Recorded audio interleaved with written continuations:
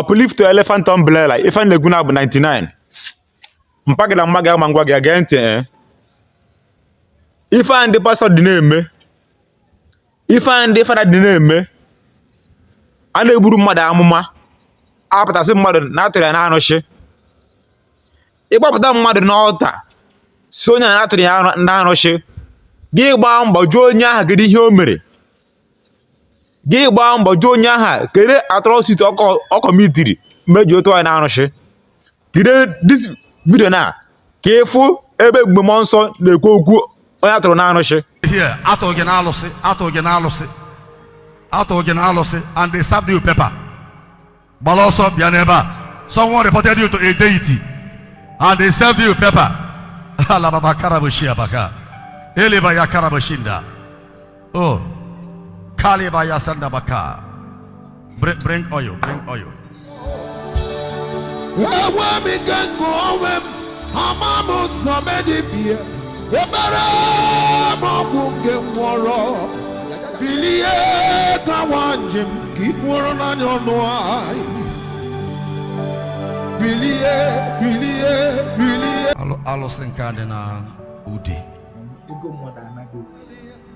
As a priest of God, I release the wind of liberation upon you right now. Let the anointing for freedom locate you. Anointing for deliverance. Anointing for deliverance. Na fuge ebu fada, ebu pastor, ebu bishop. In a prophecy, ebu woman of God. Egbapụta mmadụ n'elu ọta. So onye aha na-atụrụ ya n'arụsị, gbaa mbọ jụọ onye aha kedu ihe o mere. Gbaa mbọ jụọ onye aha ma ọ nara mmadụ ala n'ike. Gbaa mbọ jụọ onye aha ma ọ nara nwunye mmadụ. Gbaa mbọ jụọ onye aha ma o riri ego mmadụ. All if you kwesịrị na-eme before una asị onye aha you are delivered in Jesus name. Una adịghị eme, una hapụ na-eme ihe ọzọ. Una hapụ na-eme ihe ọzọ, ya mere atrocities, ya mere arụ jikara ya n'ụka. Ya mere ihe arụ jupụta n'ụka. Ife na-ekwu na bụ 99. Mpagị na mmaga ma ngwa gị ya ebu bishop, ebu pastor, ebu reverend father. Ị na-eme prophecy. Ebe ọ bụla nọ na-eme nke gị. Onye ọ bụla ịkpọpụtara n'ọta na-egburu ya mma agbata arụsị jụọ onye a ka ihe o mere. Ka ihe o mere ejighị gburu afọ ya gawa n'arụsị. Maka ama m na onweghị mmadụ ga-echi gaa n'otu a ebure gawa n'arụsị without any condition. Eziokwu na people are wicked. People are wicked. I understand.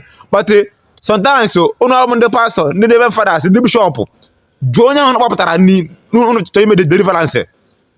Jụọ ya kedu ihe o mere. Ego mmadụ ka o riri. Ka ihe o mere. Ọ nara mmadụ ala n'ike. Ihe a bụ ife uzunu kwesịrị jụjụ onye aha before na achọzi the major solution to that problem. After kwesịrị ime emena ha bịa na-eme ihe ọzọ. Uplift elephant umbrella ife na-egwu na bụ 99. Ihe a bụ ife ekwesịrị agbadokwu na ya ọ ga-eme people a na-abịa ụka. Ọ ga-eme people ife Chineke a na-amasị ya n'obi. Ọ bụrụ ife onye nara mmadụ ala n'ike wakporo nwa ya ajadu rie ego mmadụ ọ bịa nọ n'ihu oche n'ụlọ ụka eche dị n'ụwa na-eprezie but ọ pụrụ n'ụlọ ụka ya ka ọ commit so many atrocity. Ọ bata n'ime ụlọ ụka ya dị holy.